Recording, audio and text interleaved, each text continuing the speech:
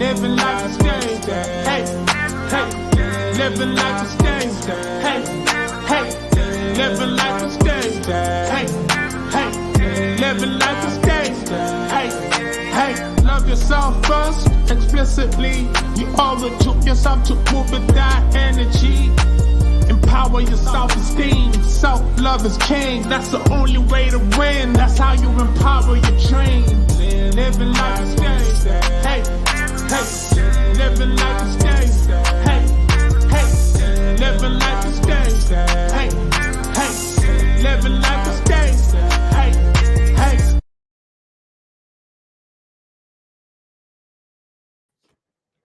Hey y'all, happy Wednesday and welcome to March Madness. We are still rolling right along and in full force with March Madness, and I'm super excited. This has been so much fun. Hey Chrissy, how are you today? Thank you so much for being here. You ready, girl?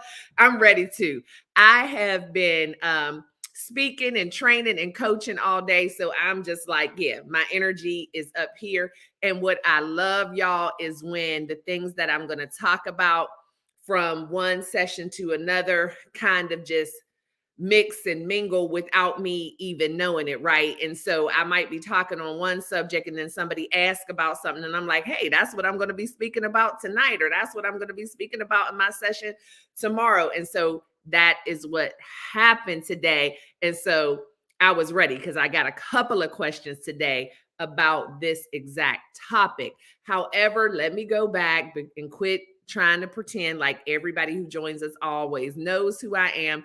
I have to get into the habit of introducing myself. I am so bad with that because I'm like, there could just be people scrolling on YouTube, or this just got pushed in their For You page or whatever, and they have no idea who I am. So I am your girl, Stae Hall. I am a transformational speaker, a life coach, L.Y.F.E, love yourself first explicitly, because I truly believe that anything that we are trying to achieve in life, whether it's career goals, relationship goals, whatever it is, spiritual goals, we can't truly be successful in any of it if we do not love ourselves first. It's that self-love that gives us the energy, the fire, the spark, the confidence, the courage to be able to do all those other things. I am also a certified emotional intelligence and soft skills trainer. I'm an author, I'm a mom, I'm a wife, all the things. I'm Stae Hall. So that is who I am. And this is Living Life with Stae. And this is our March Madness going live every single night for these last couple of weeks in March. March Madness, 7:00 with a new topic every night. And so, hey, She, thank you so much for being here. So for those of you who are on my YouTube channel, because I know some of you are watching on Facebook, if you haven't already subscribed to the YouTube channel, I highly suggest that you do that. Jump over to YouTube. It makes it a lot easier for you to be able to engage. It makes it so that you're able to join me up here on the screen if you would like to be a part of the podcast. And it also lets you be privy to a lot of different information via the community tab on YouTube, which on the community tab right now, I have a little poll going on about what we're going to talk about on Saturday. I have tons of topics. Y'all know I'm always talking, coaching, teaching. So there's no shortage of topics for me, but I also want to make sure that I'm giving you guys what you want and what you want to hear about and what you need information about. And so I did a community tab poll that has a couple of different topics for Saturday. And I want my Lifer tribe to be the ones who decide what we talk about on Saturday. We've had a couple of people who have already voted. And right now it looks like navigating life as an empty nester is winning by just a couple percentages for what we're going to talk about Saturday. But also in second place, I think it was about content creation, how to create your media kit for those of you who are content creators, and how to go after brand deals for collaborations and sponsorships and of that nature. So I know those are number 1 and 2, but if you're interested in weighing in on that poll and having your voice be heard, then you need to jump over to YouTube, subscribe to the channel, and see what's going on that community tab. So again, thank you all for tuning in, and we are going to jump in today's topic. And so what we're going to talk about today is empowering boundaries, nurturing self-respect, and building healthy relationships. As a life coach, as an emotional intelligence and soft skills coach, as someone who speaks to a lot of different people every single day on a personal level and business level, one thing that always reigns true when people are seeking any type of coaching, advice, assistance, and how to navigate things in their life, both business, professional, spiritual, whatever, boundaries always seems to come up. People who feel like it's one or two things. Either they're aware that they haven't created these healthy boundaries and they're looking for that assistance and guidance in how to create the healthy boundaries, or it's people who I hear talking about what they are struggling with in business or in their personal life, family life. And I am able to identify the fact that your issue is boundaries. You need to create some boundaries. But nonetheless, boundaries are very important. And if you don't have boundaries, it's going to be very difficult for you to have the type of control over your personal life, your mental health, your well-being, your growth, your success without creating those boundaries. And don't be of the impression, hey, Amanda, thank you so much for being here. I appreciate you, beautiful. And so don't just assume, just like when I talk about soft skills and emotional intelligence, some of these things just are innately in some of us. And you just think, well, who wouldn't know that? Or of course you wouldn't say that. Or of course you would do that. But it's not innately in everyone. And we're all different. We all have different mindsets. We come from different backgrounds, upbringings, and some of us even raised in the same house with the same set of parents or whatever. We still have our own way of thinking, right? And so we can't leave our mental health. We can't leave our peace. We can't leave our security in our life, our stability up to just believing that other people automatically are going to know how to treat us, or automatically going to know how to respond to us, or automatically going to be able to have the wherewithal to know when they're crossing a boundary. I mean, there are people, and one thing I kind of blame it on more nowadays is, again, I feel like there's that pendulum swing where at one point years ago, like my generation and above, there were just like, you didn't cross the line. You didn't say things. You didn't speak out of turn. You didn't get in other people's business. You definitely didn't get in grown folks' business. You didn't share a lot about your emotions and feelings. And so I think almost, oh, you agree? She said facts. Yeah. You almost, it's just kind of seen and not heard, to the point where I think it could have been a detriment on that end, where you don't say anything, whatever. But hey, Odom's Home says, see, I'm getting some facts. Okay, so I know I'm on the right track. So y'all picking up what I'm putting down. But then now we're in the day and age where it's almost been sensationalized to not have a filter, right? I just speak whatever's on my mind. I say whatever I want to say. If people don't like it, they don't like it. And I think we need to be somewhere in the middle, because it's never okay to cross boundaries.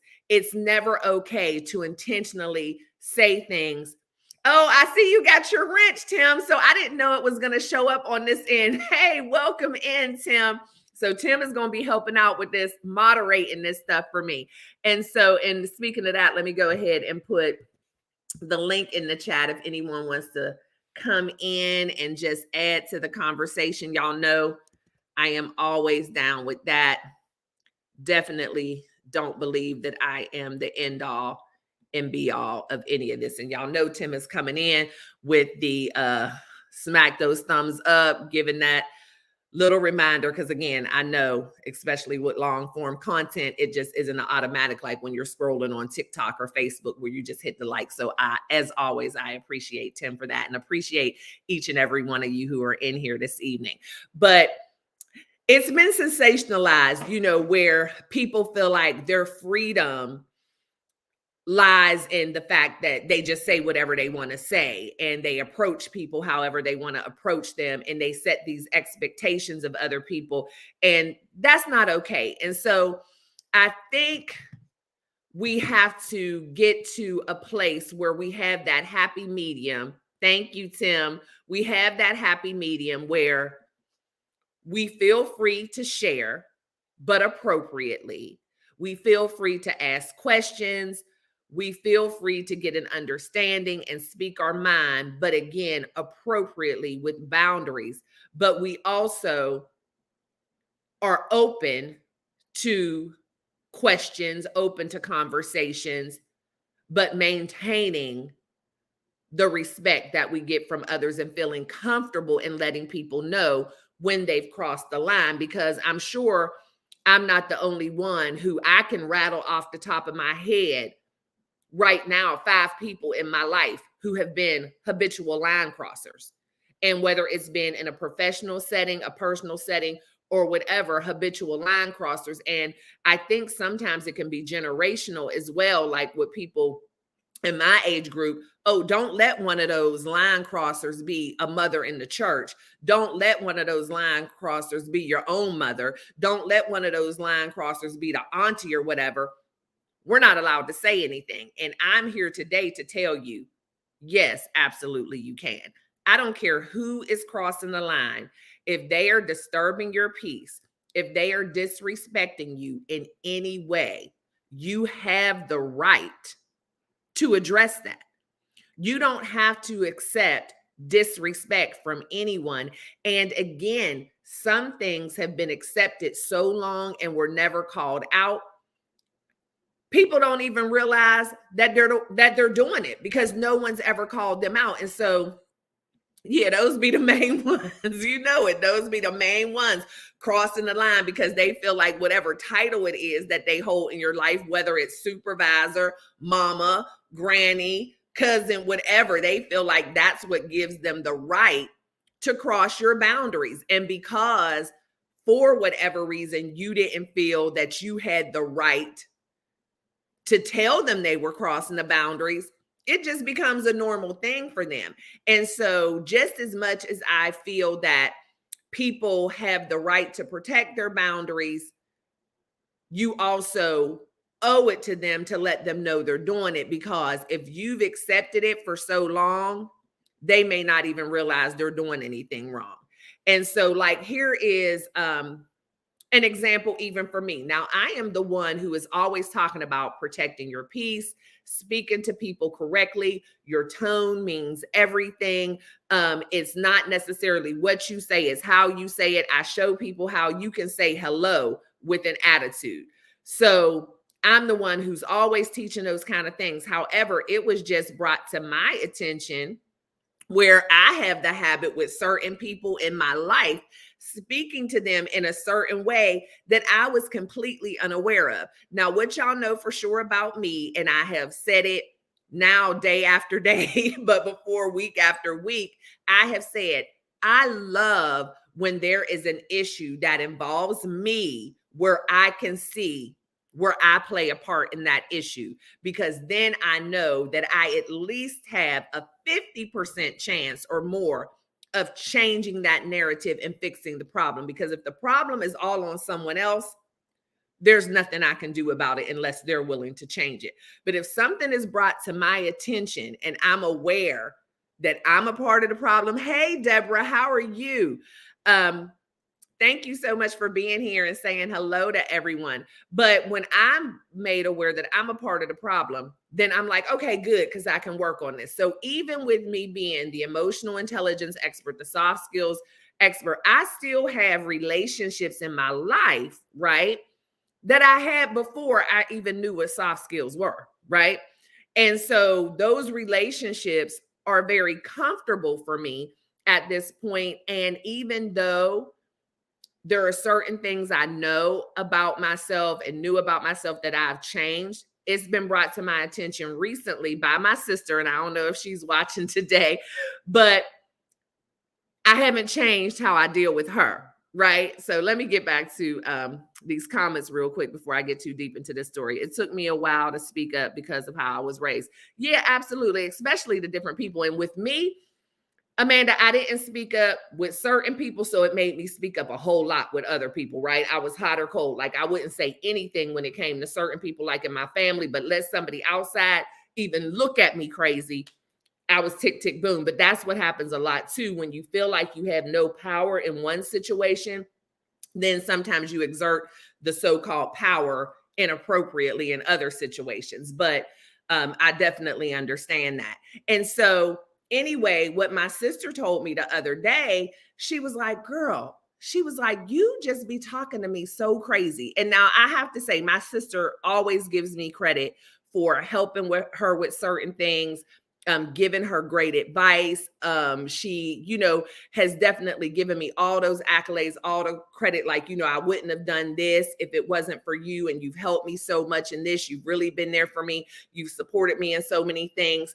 However, she brought to my attention just recently, my delivery, though, is not always the best. And that was crossing a boundary for her. And it made her feel some type of way where she was like, I don't want to no longer come to you for advice because I really appreciate the advice that you give. And, she said, but you just don't deal with me the same way you deal with other people. And that could be good or bad because, of course, that's my sister. But I always want her to feel comfortable. I never want her walking on eggshells when she comes to me. But what I realized and what she was explaining to me is where if other people outside of her come to me with things, I'm going to have on my professional hat. I'm going to think it through, and I'm going to make sure that I deliver it in a way where I'm not making them feel any kind of way. And what my sister said is she was like, yeah, you just be making me feel like I'm crazy. She said, sometimes you'll come to me, I'll come to you with a question. And before I can even get it out, you're like, that's ridiculous. Why would you even think about it? And I was completely unaware, but it was just the comfort level I had with her. And she hadn't really said anything. And then if she had mentioned it in the past, again, I just kind of blew it off like, whatever, girl, that I say it what I say it.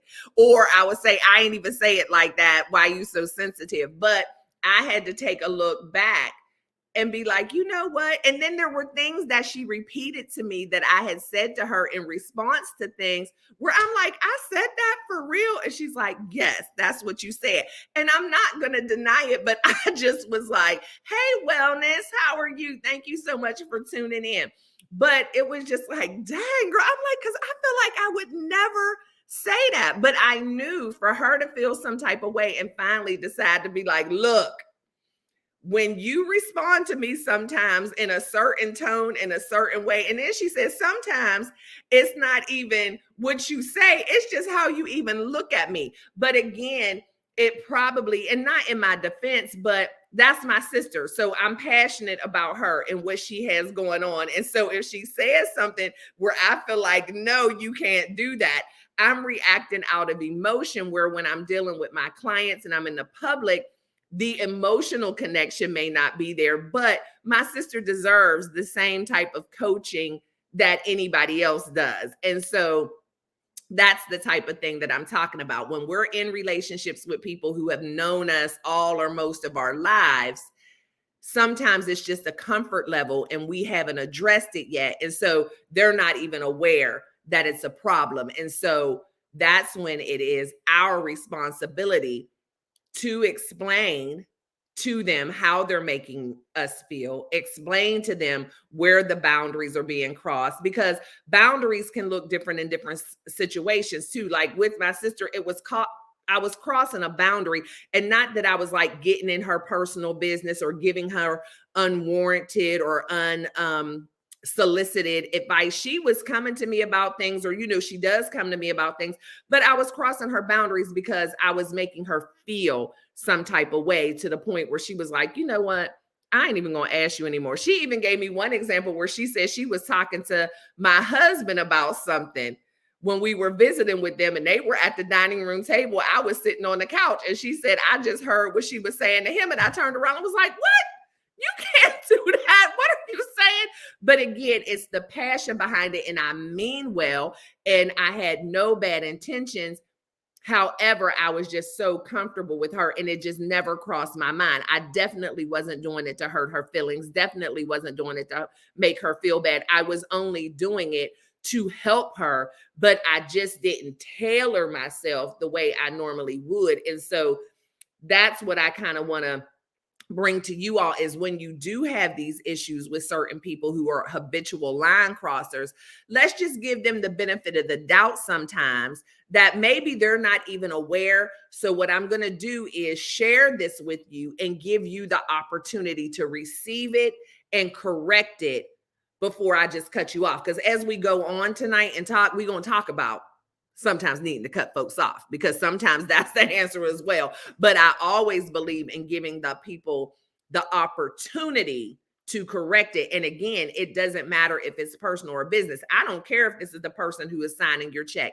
Nobody pays you enough to accept disrespect. Nobody pays you enough to make you feel like you have to accept anything less than what you are worth as a human being, which is being able to show up somewhere and feel safe and feel valued. And so conversation should be had, but I do also believe, and again, this isn't a hard and fast because some people are just blatantly disrespectful and you kind of know that that's their personality and you probably just want to off the bat just dismiss that relationship. But if these are people who you feel genuinely care about you and love you, and they're just not aware, or either you've just been accepting it for so long, they don't think it bothers you, it's definitely worth a conversation. But the first thing that we need to do is understand what boundaries are. And boundaries again are going to look different for everybody. I mean, some people have boundaries. I know I was watching, one of those, I hate to admit it, but Crazy Housewives shows. And it was the one in Utah, I guess Salt Lake City, whatever, where most of them are of the Church of God in Christ. And so, those ladies on any of those shows talk about any and everything. Doesn't seem to be much of a filter. They use all types of language. They talk about all types of topics. They can get down and dirty, low down, raunchy, and all of that. But they were having a conversation, and the conversation ended up turning into a topic of some sort of sexual matter. And one of the ladies who is usually, down for the conversation felt like this particular question that was asked crossed a boundary for her, and people wanted to question, well, you were just talking about this yesterday, so how can that be a boundary crosser for you today? Well, you know what? You have that right. Just because I was okay with something yesterday doesn't necessarily mean I'm okay with it today, and that is my prerogative, or maybe it's different. And so even though this lady had seemed to be very free in talking about sex, like in general, not very prudish, and just talking very, just vaguely about it, but not uncomfortable with the subject. But when the question came around where the women were saying, hey, when's the last time you had sex? And they were going around the table, and majority of them married women. People decided to ask. They were on a girls trip. So some of them said, oh yeah, right before I got on the plane. And some said, oh, night before last. Oh no, my husband's been out of town for 2 weeks. So, and they were sharing, which was fine. However, when it was her turn, she said, I don't feel comfortable asking that question. And they're like, oh my gosh, you're being such a prude. I mean, that is so weird. Why are you being a Debbie Downer? Hey, Kelly, thank you so much for tuning in. They're like, you're being such a Debbie Downer. That doesn't make sense. You're being so dramatic. And first of all, that's absolutely the wrong way to ever respond to someone who has the courage to say, you've crossed the boundary. I'm feeling some kind of way. Because again, she didn't get real snippy. She was just like, I don't feel comfortable answering that. That should always be enough. I can't say it enough times that no is a complete sentence that needs no explanation. We all understand what no means. So when someone says no, that's enough. Not why or, oh, that doesn't make sense. It's just no. And so that's how she responded initially. I just don't feel comfortable answering the question. That should have been end of story. But of course, it wasn't end of story. They kept prodding and prodding and, trying to badger her and belittle her and call her dramatic. But her answer, because she did end up giving an explanation, she said, well, I just don't feel comfortable answering it because I'm a single woman. Most of you are married women, and actually all of them were married women, I believe, but one of them may have been going through divorce. But again, it doesn't matter if you're okay with answering, but she just felt like, I don't feel like it's a fair playing ground. If I'm saying, if I answer the question, when's the last time I had sex? First of all, then that would be admitting, I guess, that I'm having sex without being married. And even though she's still not actively a part of that religious lifestyle, I guess she still wants to carry some of the principles, or maybe she's still afraid of judgment, whatever her reason is. But she just decided that she did not feel like that was an appropriate question for her to answer, and she didn't want to answer it. And that was enough. It crossed a boundary for her.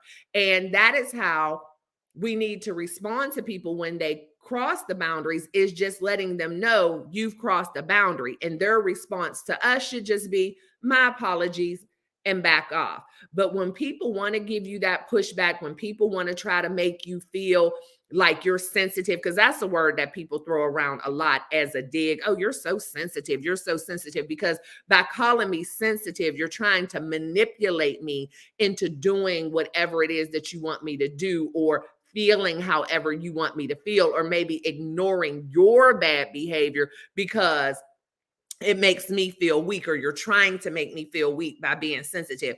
There's absolutely nothing wrong with being sensitive. And most of us are sensitive to some degree. I don't think that there's anyone out there who somebody can just do and say anything to them and it's not going to affect them emotionally. Now, some of us have a little thicker skin than others, but it's completely fine. There's nothing wrong with sensitivity. It's an emotion and a feeling for a reason. And sometimes if you're in a relationship or surrounded by people who are always making you feel sensitive, then that's probably not your group. And so people like to use those kinds of words, but it's like, no, I'm not sensitive. You're just inappropriate. And you're not sensitive or empathetic at all, because no matter how you feel about what you said or did, if your information was being relayed to me and it made me feel some kind of way, I have every right to be sensitive. But oftentimes when we bring these things up to people who are doing it, now that we've said you've crossed a boundary, they're immediately embarrassed, which puts them on the defensive. And so I just never want you to think, because of a negative response that you may get to someone who you talk to about being a boundary crosser, just because the response you get may be negative, don't feel like you have to continue to take their poor behavior because they're just being defensive. Because my thought in it is, if I have said or done something to hurt your feelings, whether I think it was a big deal or not, whether the same thing would have hurt my feelings or crossed my boundaries or not, all I'm going to do is apologize. It doesn't make me a bad person. It doesn't make me any less than. It doesn't make me weak, just like it doesn't make you weak to have been affected by what I said and did.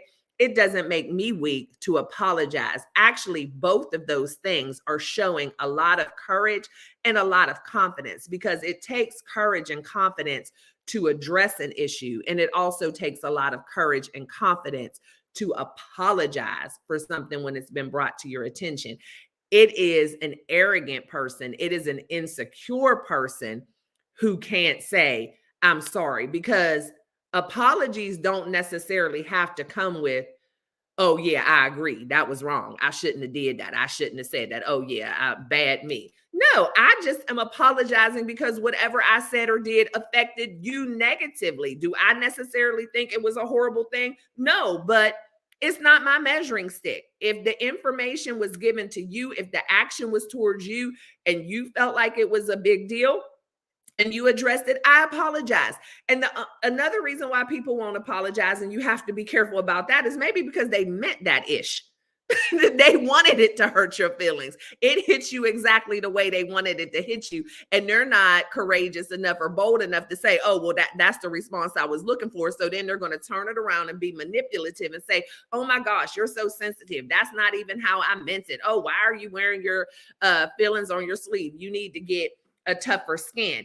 And so in that and explaining boundaries, your boundaries are anything that you deem to be offensive, anything that you deem to be uncomfortable, anything that puts you in a negative headspace, anything that makes you feel some kind of way, whether it is an action, whether it's something that's been said, whether it's something that's been text, email, whatever. If it made you feel some kind of way, it has crossed a boundary, and it is okay, and you have every right to address that. And so once we understand what boundaries are, and once we're able to identify what our boundaries are, we want to be able to identify what people in our life have been habitual boundary crossers. What people in our life do we kind of walk on eggshells around and just like hoping they ain't there at the family cookout or happy when they don't come to work? Who are these people who are putting us in this negative headspace? Who are these people who we feel like every time we're in their presence, they say or do something? And again, it can be anything. Maybe there's somebody who always takes the liberty. This is something that happened to me in real life too. Someone who felt like the proper greeting was a peck on the lips. Now, there might be a lot of people who think that's okay. And that's kind of old school, in my opinion. And here in these, Corona and everything else days, that's not okay for me. And I saw other people accepting that and thinking it was okay. I didn't think that the person necessarily meant any harm. However, when that person approached me for the very first time meeting, but I had already seen this behavior, I immediately, hey, how you doing? Good to meet you. Put my hand out to shake, and this hand here. We ain't going to be doing no peck on the lips. I'm not good with that. And then it was just a laugh like, oh my goodness, I don't mean any harm. Did you ever watch Family Feud growing up and Richard Dawson? I don't care. And Richard Dawson would not get away with that mess in today's streets. But hey, Sarah's Happy Highs, how are you? Thank you so much for tuning in. But they got defensive, and I could see how it could shock somebody or hurt their feelings because they don't have any bad intent. But guess what?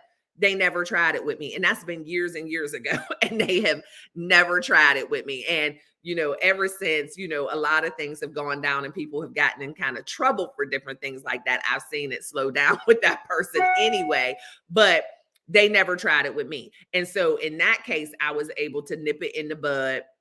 Just got back from a B meeting. Oh, how fun.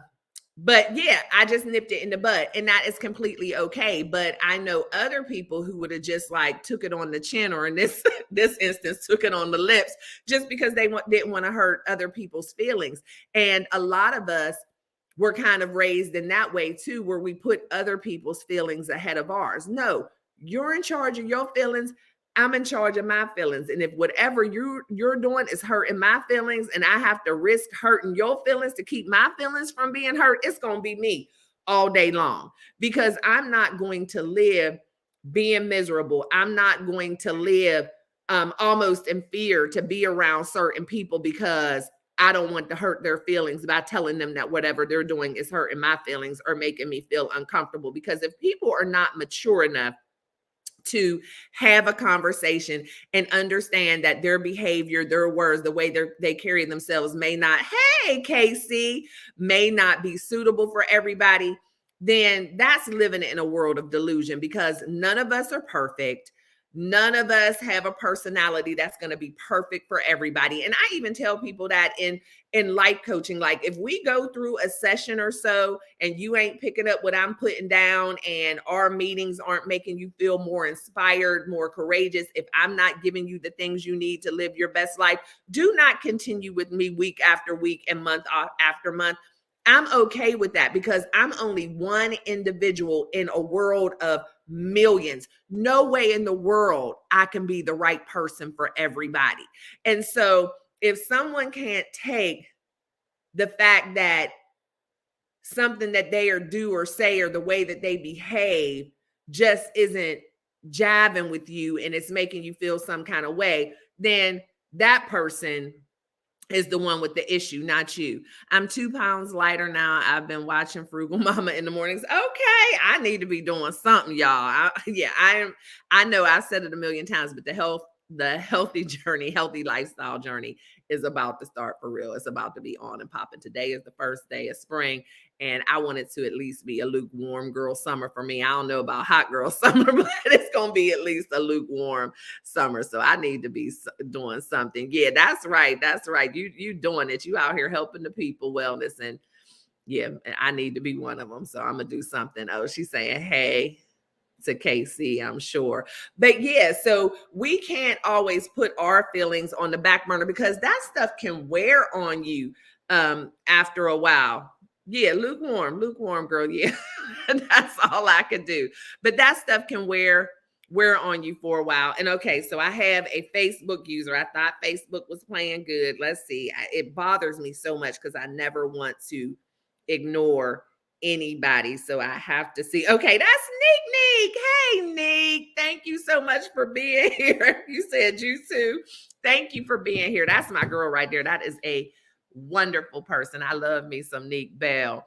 So glad I was able to get on here and see your comment because Facebook just doesn't like to push through unless you're on YouTube. They show me everything YouTube. So, and I don't have all my screens up here like I have other days. So I had to check on my phone, but thank you so much for tuning in. Neek is absolutely amazing. But yeah, we have to feel okay in putting ourselves and our feelings first, because if we don't, people will walk all over us, say whatever they want to say, and think nothing of it. So we have to learn how to communicate our boundaries.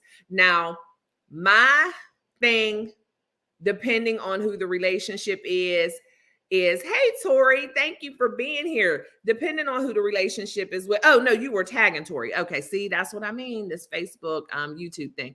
But depending on who the relationship is with, you may have different comfort levels, because again, sometimes we have been unintentionally nurturing these toxic relationships, sometimes for decades, sometimes since the beginning of time when we were able to even recognize a relationship. We've been nurturing these toxic relationships by allowing poor behavior.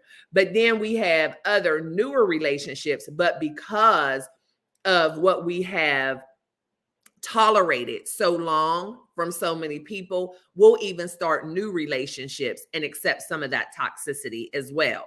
And so my rule of thumb is that as soon as you recognize it, oh, thank you, Neek, for tagging everybody. I appreciate you. As soon as you recognize it, you need to address it. Like I said, back when I had that encounter with the lip kisser, I already saw what was up. And so I addressed it immediately. I'm a firm believer is wherever the scene of the crime is, that's where we're going to solve it.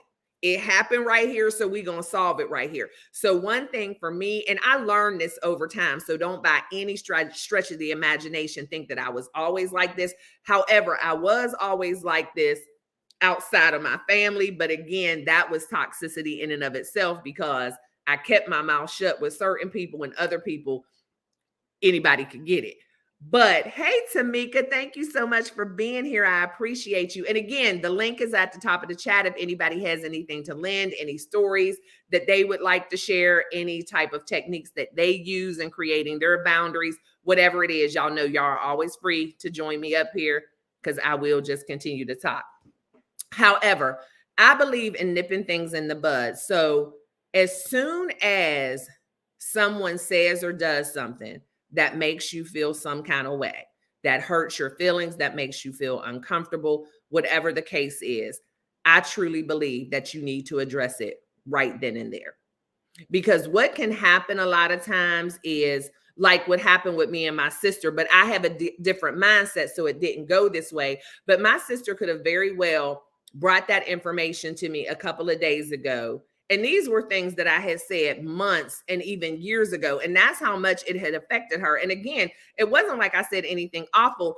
She just didn't like my snappiness with her and some of the words I would use. I had a habit of when she would say things, I'd be like, that's ridiculous. You can't do that. But again, had the best of intentions. And I have a habit too, because I'm the older sister, not a lot older, but I still kind of like mother her in a way and just talk to her like, and I shouldn't say one of the kids, because I shouldn't do that to the kids either, because that makes them feel some kind of way. But it's a different kind of relationship. And so it wasn't like I was calling her out of her name, being mean to her, cursing at her, anything. But whenever I would address things and say, oh, that's ridiculous, or that doesn't make any sense, or why would you do that? Even though she might have agreed with me and the advice that I gave, it still in her mind, she felt like I was saying she was stupid, or I was saying that her idea, didn't make any sense. And that's not how I felt at all. It's just that a lot of things that she is trying to do or has done in life, I've already done it. And I just didn't want her to make the same mistakes that I had made, or I just knew a better way. And so it was my delivery.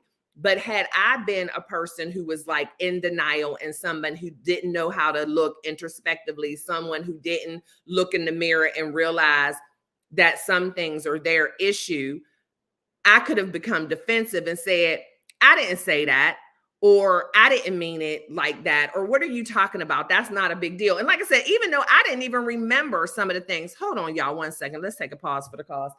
Wallace, he can't even hear me. He got his office door closed. The youngest is calling me, so I wanted Wallace to call him for me, but I'll just call him back if he calls again. Oh, can you please call the youngest child? He's blowing me up.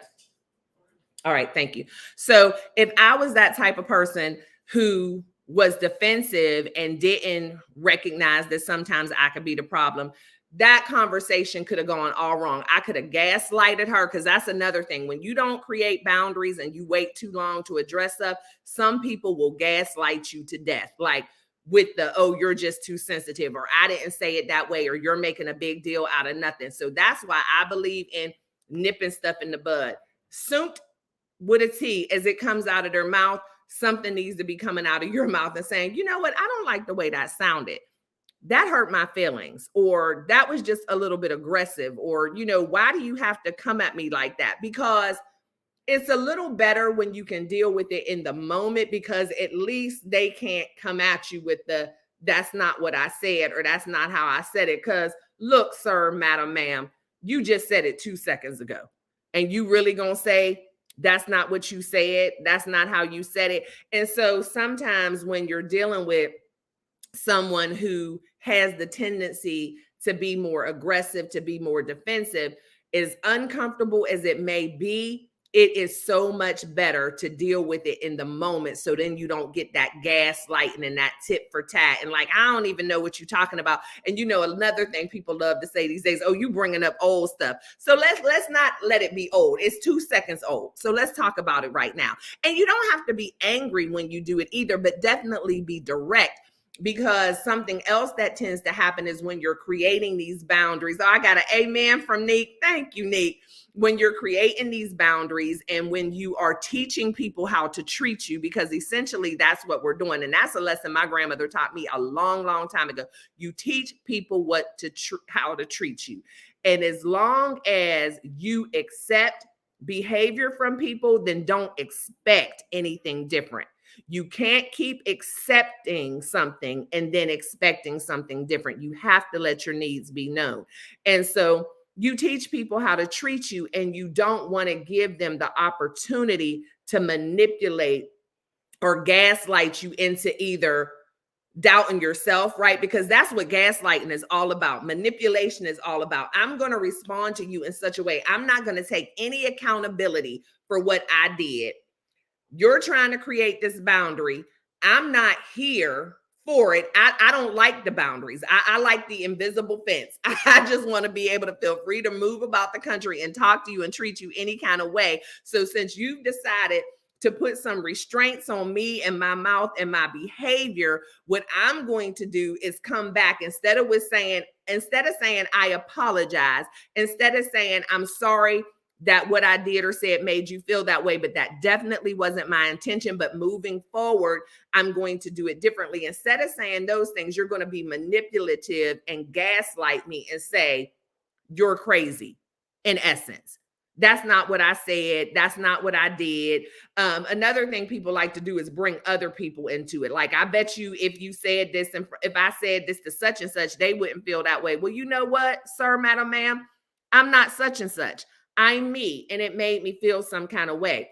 And they feel like by gaslighting you, and they feel like by getting aggressive and taking a tone and a posture with you, it's either going to make you cower down and just drop it, or it's going to make you feel like, well, dang, am I too sensitive? Am I taking it the wrong way? No, however you feel is how you feel.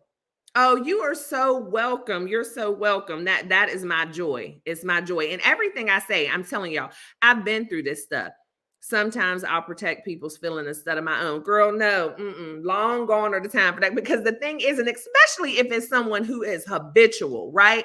If people are doing this stuff over and over again, they are living in their comfort zone and protecting their feelings. And sometimes people lash out because people who are habitual line crossers, habitual boundary crossers, you know what they usually are as well? Bullies. And what did we learn from the time that we were small? Bullies are usually people who don't have confidence themselves.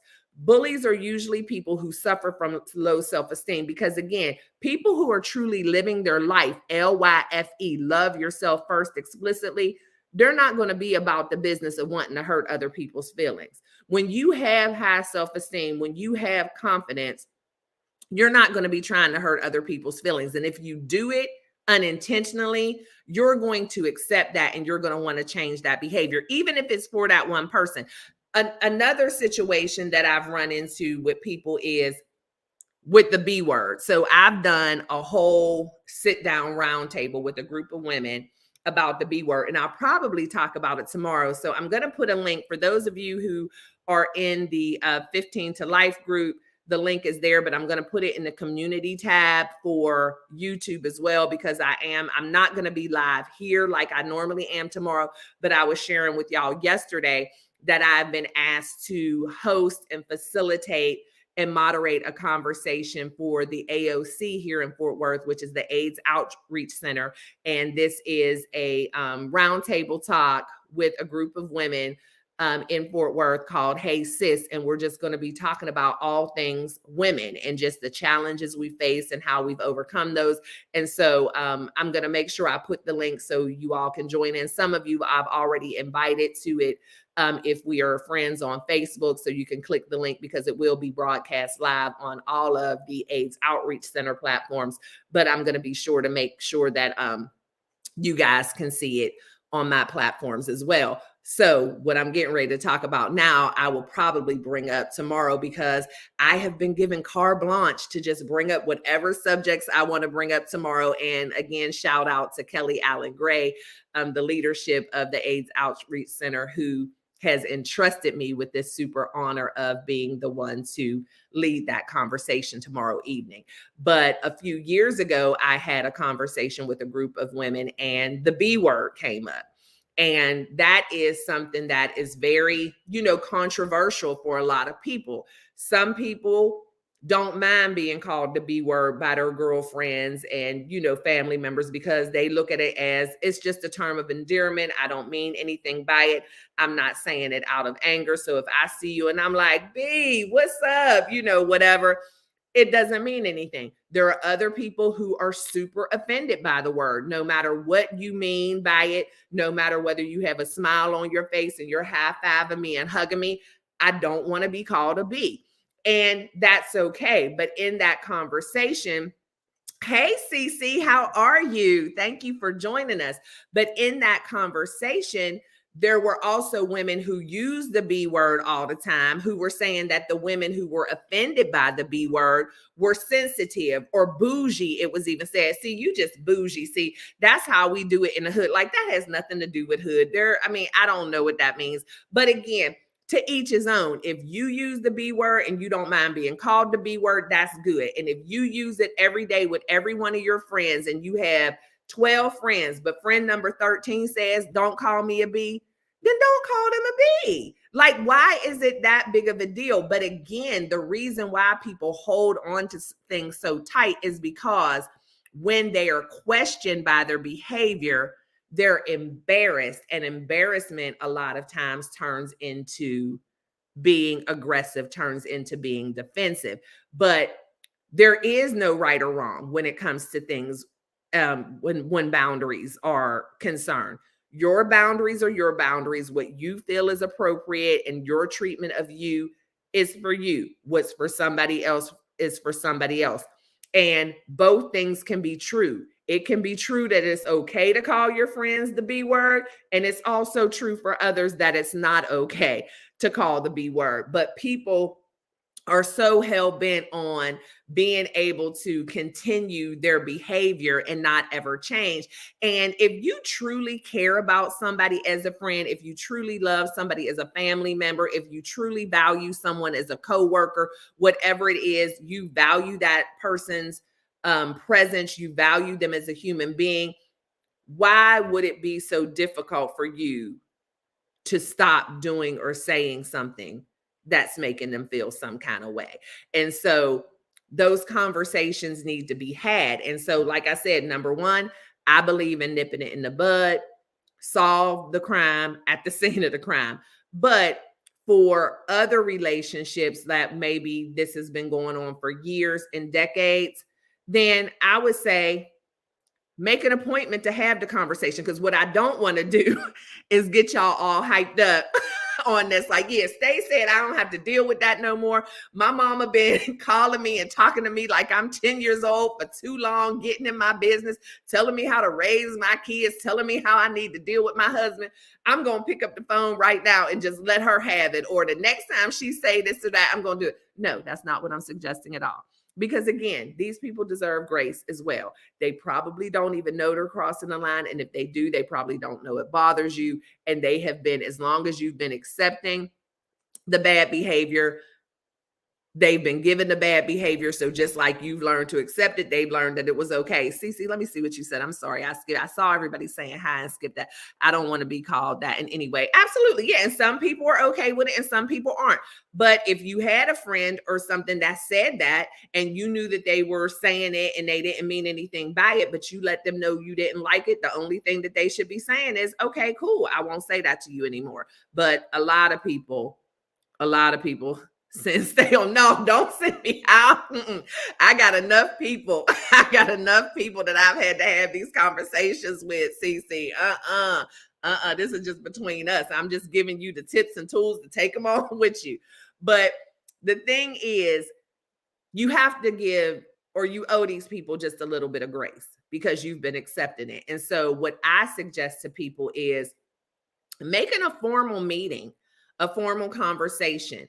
I also suggest a lot of times to maybe have the conversations in public, go to brunch, go to lunch, just because people seem to, for the most part, behave a little better when they're in public. And again, depending on who the person is, but just have that conversation and sit them down. And I always like that when you're going to hit somebody with something that you've never discussed before, something that can be uncomfortable for them, something that can put them in the hot seat, so to speak, something that can possibly embarrass them or cause them to be defensive.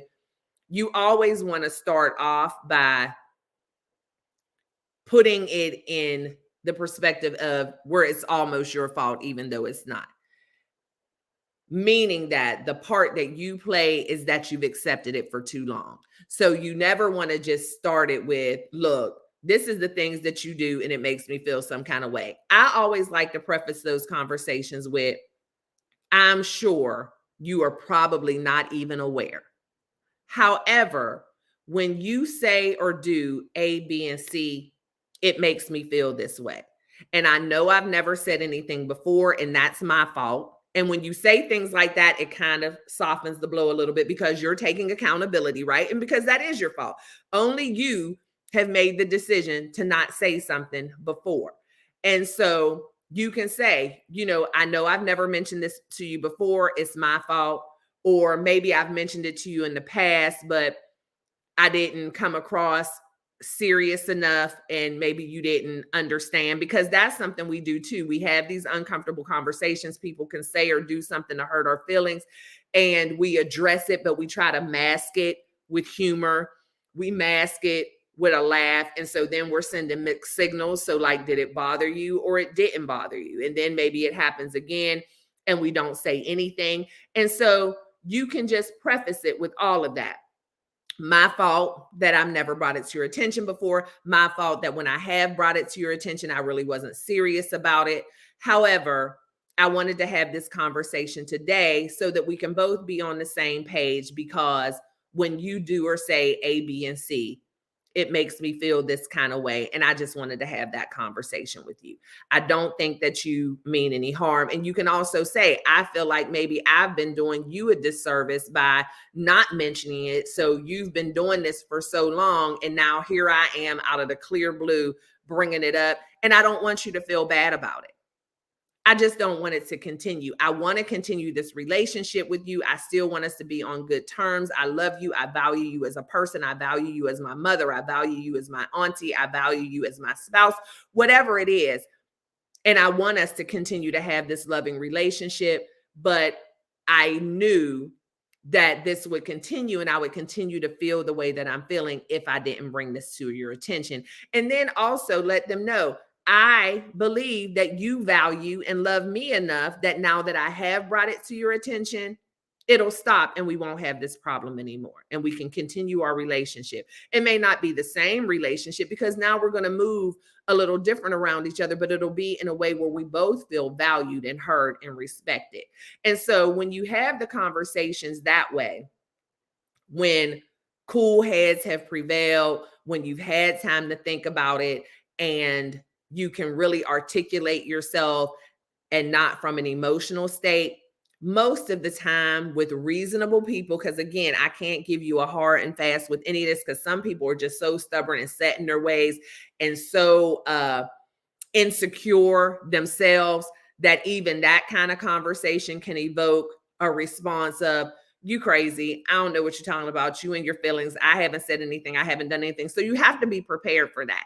And that's when I said at some point tonight, we would start talking about the necessity sometimes to just cut people off.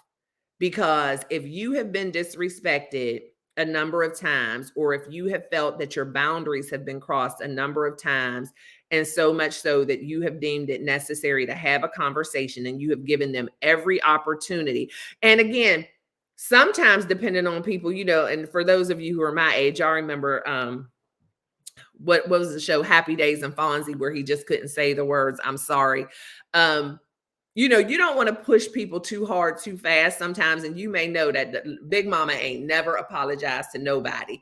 So she ain't about to apologize to me. And sometimes the apology isn't even necessary as long as you see the behavior change.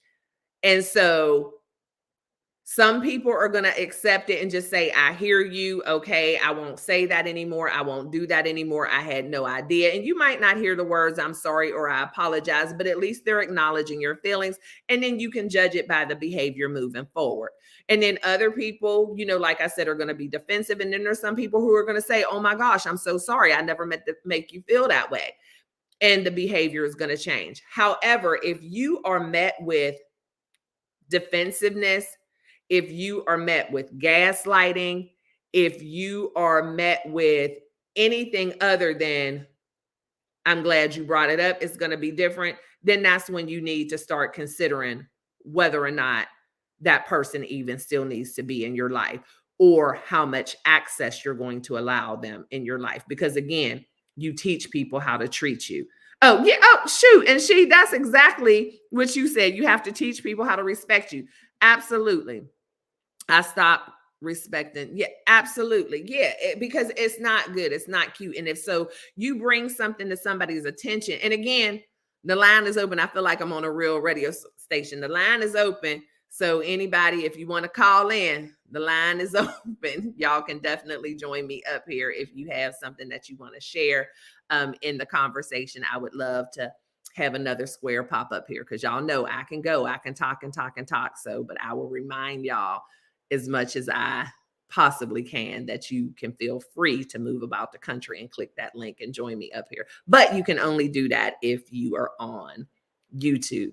But yeah, when people don't want to hear you, when people want to discount your feelings, when you're met with the disrespect again, you're met with the gaslighting, and that type of thing, then the ball is still in your court because just because someone doesn't want to acknowledge their mistreatment and disrespect of you doesn't mean that you have to keep accepting it. It just means that you are going to have to create that boundary and navigate and identify what that relationship, if there is even going to be a relationship, what that's going to look like.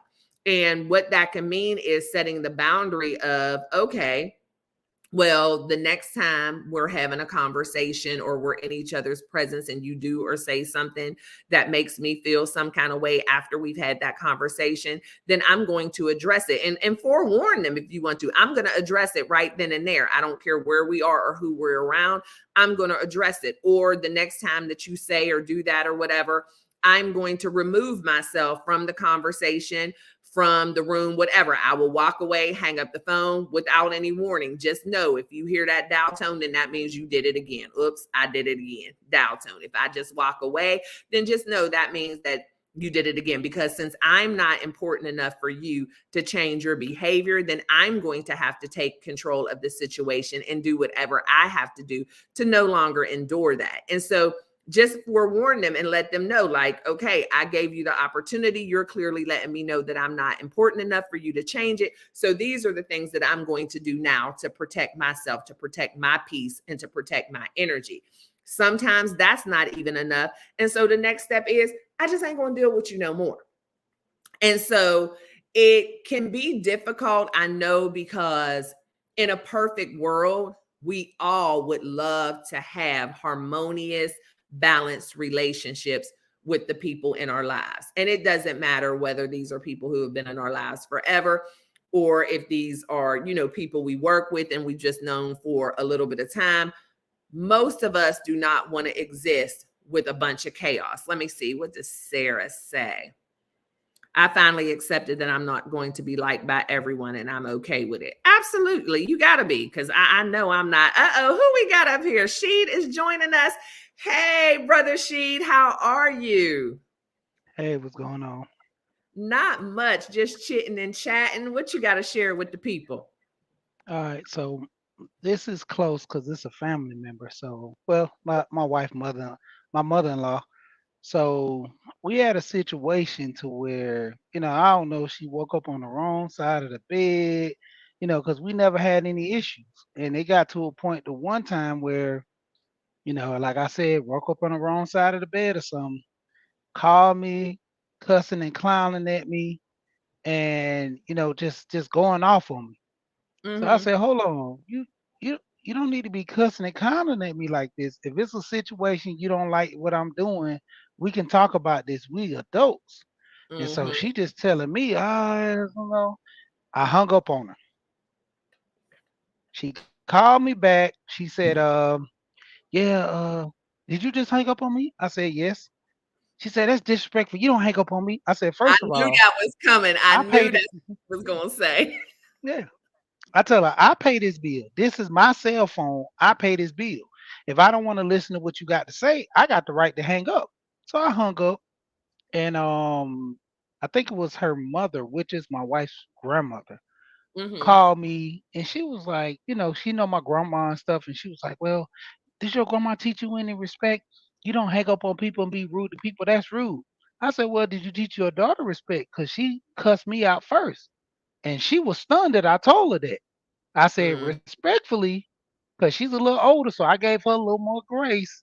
But I kind of nudged the knife in her a little bit too to say, well, if you trying to put this on me, you need to reflect on your daughter the way she treated me. And I told her, I said, I don't talk out of my skin. I don't get out of my way to nobody. I'm peaceful with everybody. I'm a peaceful person. But like that old lady say, I ain't no killer, but you better not push me. You better Don't not push push me. me. Yes, yes, absolutely. And that's the thing too, Sheed. It's like with certain people in certain generations, that's how they'll gaslight us. Like, you have Yep. disrespected me to the umpteenth degree. But as soon as I say or do something to defend myself, it's like, oh, is that how you was raised? You ain't got no respect. It's like, so what about all the disrespect you just gave me? But again, that's a form of gaslight. And like, you're not gonna Yeah. try to make me feel like I'm a bad person because I stood up for myself. Yep. I'm Absolutely not. grown. I'm Yes. grown. That's all they can say. Yep, absolutely. Yeah. And I have been there before. And it's like when I've said things back or I've acted in a certain way and I'm hit with the, well, I'm your mother or I'm whatever. And I'm like, but I'm your daughter. So why are you Mhm. okay talking to me like that? And I'm grown and we can have this conversation, but we're going to have this where we respect each other. The respect just can't Yeah. be one sided. It can't. And Yeah. when people refuse to hear that, again, that's when sometimes it's time to close the door. And I like Neek said in here, protect your peace at all costs. And yeah, and sometimes that cost is that relationship. But I have to know, did you and your mother-in-law end up patching things up? Yeah, we patched. Like I said, it was just a patch for her because my thing was I can cut you off and never talk.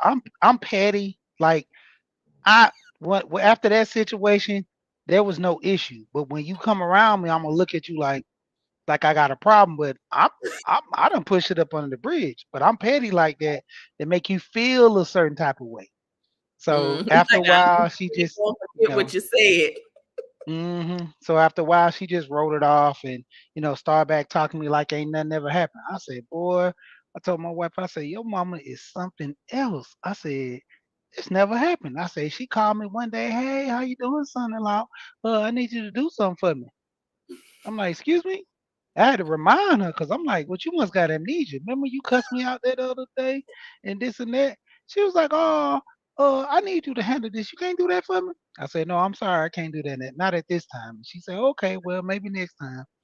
I'm like, Hmm. what is But wrong well, with I her? mean, you already put it in the chat a couple times, so I already know what what that is. That's teaching people how to treat you. You should have thought about Hmm. the fact that you might need me when you was calling me talking crazy. But now I've drawn that line. You closed that door. I'm no longer available to you like that because you talked to me like I couldn't do nothing for you. My husband on here talking about I'm with you, she, and yeah, and I have to Hey, say my husband is somebody who definitely helped me find my voice when it came to certain people. And he's the first person that I've ever seen stand up to certain people. And I'm like, you said that? He's like, heck yeah, I said that. He's like, you should have been mhm. said that. So that's why he's like, I'm with you, she, because he's the same way. He would have hung up that phone so quick and not thought nothing about it. And I would have been, if it was him and my mother, I would have been over here shaking in my boots, like, oh my gosh, you cannot hang up on my mother. He'd be like, and I just did. Yeah. It was So another situation I had with my job. It was crazy too because I had an incident at the job where I didn't even wreck the truck. But I hit a light and I scraped the side of the truck, probably mhm. about a foot long scrape. I hit one of the lights at the corner where it popped off, and the company, it was a rental truck, and they was under a lease agreement, so they would fix the stuff, but Mhm. depending on how bad it is, they would charge back the company. So it wasn't bad. They could have put some putty there, little stuff, fix the light, no problem. So the guy comes at me because a guy prior to me, he tore the bumper off a truck. So he's already at red alert. Anything happen, I'm going crazy. Mhm. So he comes at me, tells me, "Hey man, you messed up my truck." I said, "Well, it was an accident. Didn't mean to do it." He was like, "Well, why you didn't take out your phone and take a picture of the license plate?" I said, "Aren't you the same person that said we need phone holders to not have our phones in our hands?" Mhm. So after a while, he just, after me explaining things, he's like, "Look, you messed up this truck. You gonna pay for this doggone truck," and he was just cussing at me. And I was like, whoa, calm down. You might need to calm down with all this cussing and stuff. And he's like, nah, you drivers here just crazy and doing all this and just kept cussing. So Mhm. he told me, you gonna pay for this, you sign paperwork, this and that. I said, I ain't signed nothing. I said, because that's what your insurance for. If I gotta Mhm. pay for damages, that means I'm an owner operator. That means I should be getting paid more money. We getting this old argument. So the next day he comes there, he said, "Well, I apologize. that was something from our other fleets that we made them sign. We didn't make y'all sign this yet. And I told him, I said, if I sign that paperwork, pretty much I won't be signing paperwork. I quit before I sign something that would have blame fault. Because I'm like, what if I tear this truck up and it costs $50,000? I don't have Right. 50,000 to pay you back. Mm-mm. So he said, well, I apologize for cussing you out.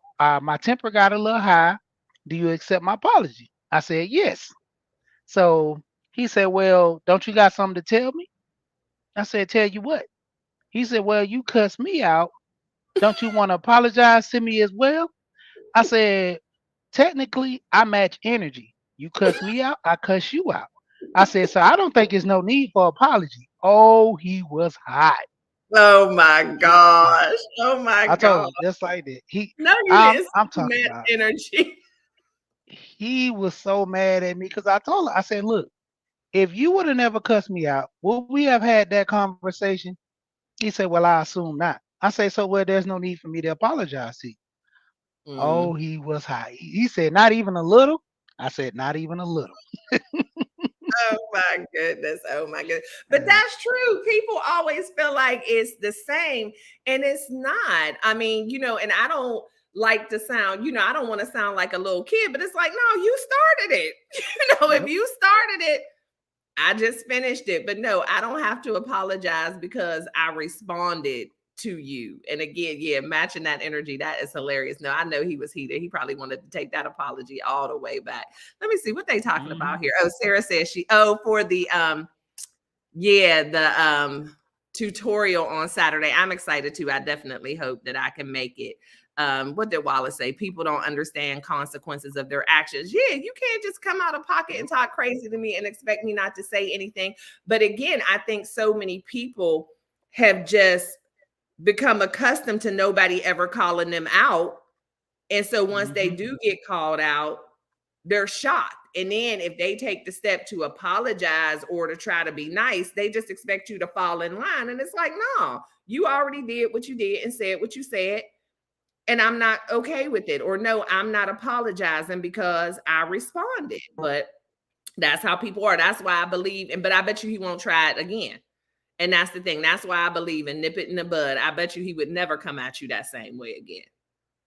And so that's what people have to realize. When you do something, you have to be responsible for your own actions because people are not always going to respond to you in the way that you expect to be responded to. And so that is a part of what was the next point is enforcing those boundaries. And so we've recognized who the people are in our lives who are crossing the boundaries. We have already brought it to their attention. We've had the conversation. And so now it's also our job to manage that.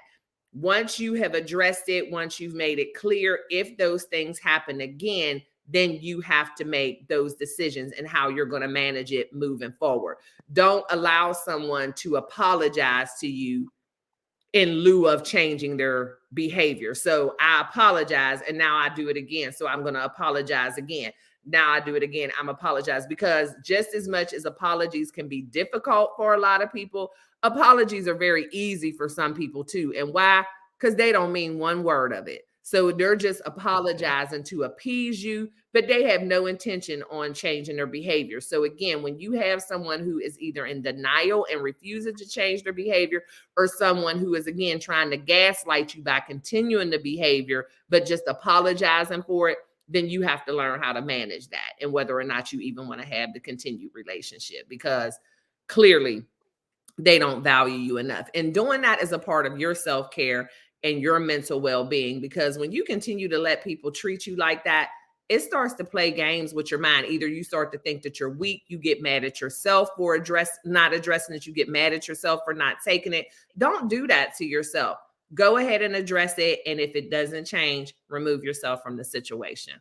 What you think about Yeah. that? It's more of a fear because you deal with family members like that.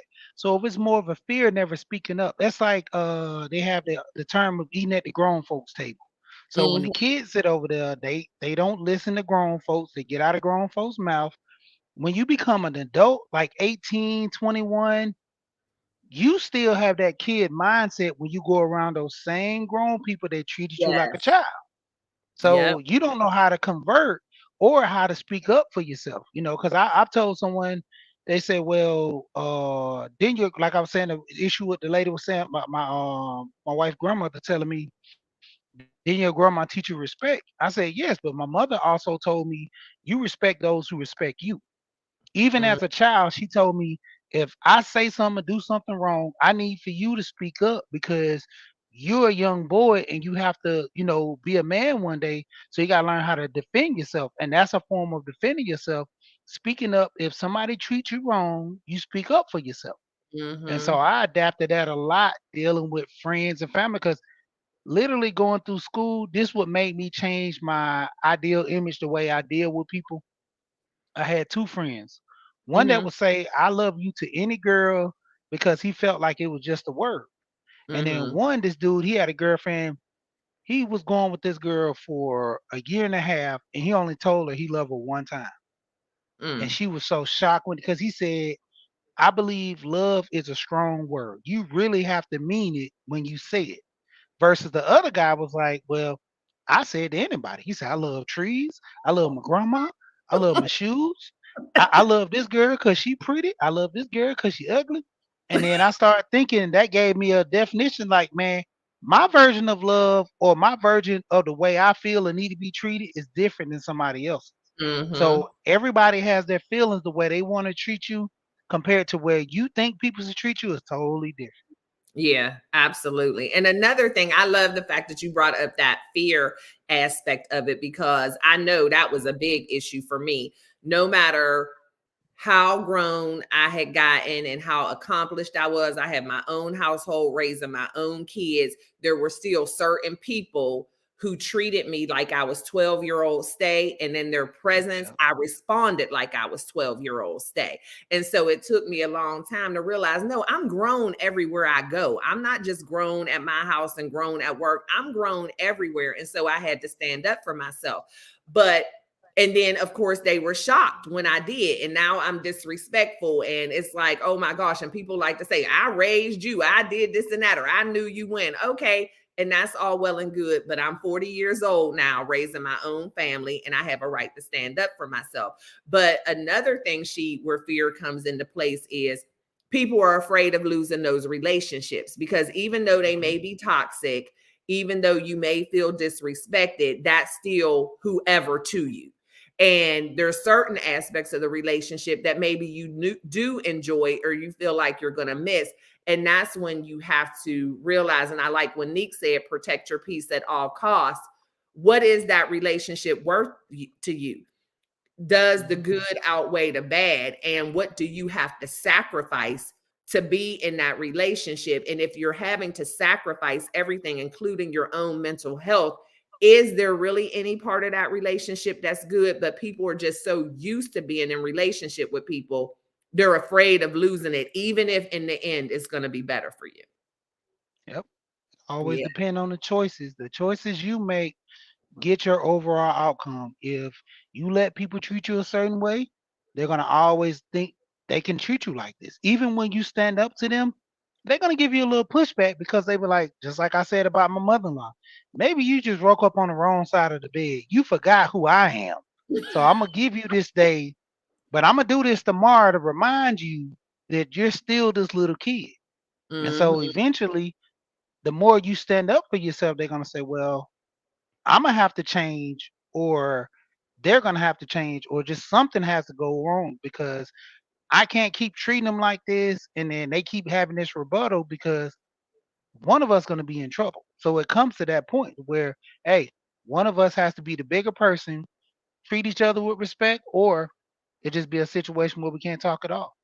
Yeah, and the relationship can't be one sided. And so, just as much as we may have the fear of losing the relationship, they need to have that same fear. And if they feel like you're Hmm. disposable and they're not worried about you leaving, then what are you trying to hold on to? You know what I mean? It's like, so they're showing you in so many ways that you're disposable. Like, you either take my stuff or you can keep it moving. Cece said, I have that issue with my mom. She still see me as a kid, even though I'm almost 50. Yeah, I dealt with that for a long time. And one of the issues for me was my kids seeing me being treated like a kid. You know, it's like that's not good. And so I had to finally, again, stand up for myself. Amanda says so true.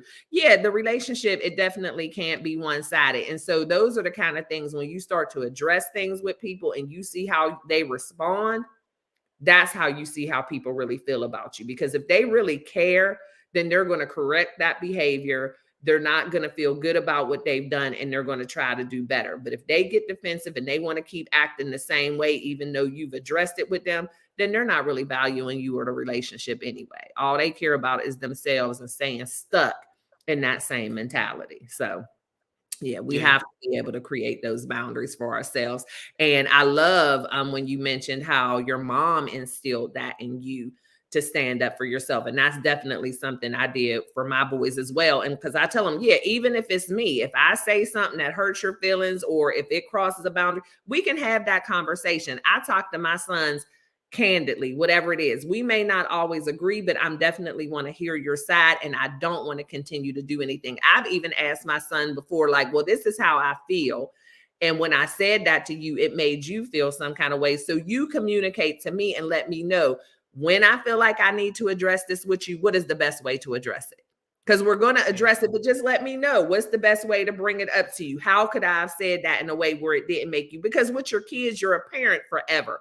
And so I'm never just going to ignore things if I feel like it's something I do need to talk to you about. But let me know what the best way to address it with you is, because I definitely don't want to cross a boundary, but I just want to have the conversation. And that's fine. It's just called open dialogue and respecting people. And I don't believe that respect has an age limit on it. Everybody deserves respect as long as they're earning it. And that whole, kids should be seen and not heard, that's not true. I experienced a lot of disrespect from my in-laws. At first, I didn't speak up, but now I remind them I didn't marry them. I married my soulmate, my husband. Yes, a member of their family, not the family. Yeah, I mean, in a perfect world, yeah, we want to be kumbaya. We are the world. But at the end of the day, and look, that was just like me. Like I tell y'all, back in my first lady days, my husband had to tell the church that I'm the pastor here. My wife was not called to pastor this church. I was. She was called to be my wife because that's a whole different thing for a different day. Yes, I taught my girls about boundaries and to even call me out, but respectfully. Yeah, it's because we're all different. We receive and process information differently. And it doesn't matter whether I gave birth to you or not, raised you in this household, you are still your own individual, unique person with your own set of thoughts and feelings. And if the way I'm communicating with you challenges any of that, then yes, respectfully, you have a right to let me know and we can have that conversation. Absolutely. Well, I appreciate y'all. You got any closing words for the people, Sheed, since you have graced us with your presence up here? Hey, some people put you to a point of actually staying in your lane, and you need to be taught to respect when spoken to. You gotta give that. You got to let people know who you are, because like I said, some people, like you said, you still just that little bitty kid that they raise, and they still look at you as that. So you got to let them know who you are. Open your mouth, say something, because otherwise nobody's actually understanding or feeling you, because like I said, they still treat you like a child. That's what they look at you as. Yep, absolutely. And sometimes you got to let them know. Thank y'all so much. So many people saying great show, awesome live. I appreciate y'all. Wallace Hall says, my mom told me she is going to respect me as I respect her, but if she need to crack my skull, she would. You know what? You done took the whole conversation. You done messed everything up. There will be no crackings of the skull on here. Yeah. But no, respect does definitely go both ways. Well, I appreciate y'all so much. I didn't say it earlier, but we do have quite a few content creators in here. So y'all make sure that you follow everybody. We got Cece in here. We have Deborah.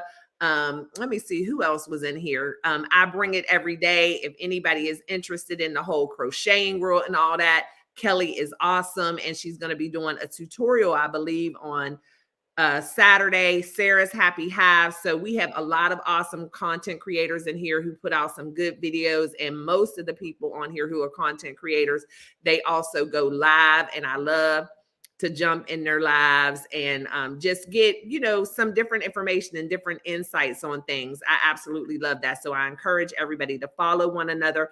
Also, don't forget, thank you. Wallace says, thank you for supporting his cupcake. I appreciate you, boo. But also, if y'all haven't already, you can jump over to the Hallway Life, because Wallace and I do our couples and relationship conversations over there. So we're trying to build the subscribers in that brand so that we can kind of keep the content separate, because I don't want to confuse the algorithm. But with all that being said, y'all know it's March Madness. I'm not going to talk y'all to death, because I'm going to be back here tomorrow night. But again, look out for the link, because it's going to be in a different way. I'll be facilitating the conversation for the AOC. But y'all know the drill. I love and appreciate each and every one of you. I thank you for spending your time with me. I want all of you to be kind and be sure to love one another, but never forget to live your life. L-Y-F-E. Love yourself first explicitly. And I'll see y'all tomorrow night. Be looking out for be looking out for the link. I'll see y'all tomorrow night. Bye. Living life is gangsta. Hey, hey. Living life is gangsta. Hey, hey. Living life is gangsta. Hey, hey. Living life is gangsta. Hey, hey. Love yourself first, explicitly. You owe it to yourself to move with that energy. Empower your self-esteem. Self-love is king. That's the only way to win. That's how you empower your dreams. Living life is gangsta. Hey, hey. Living life is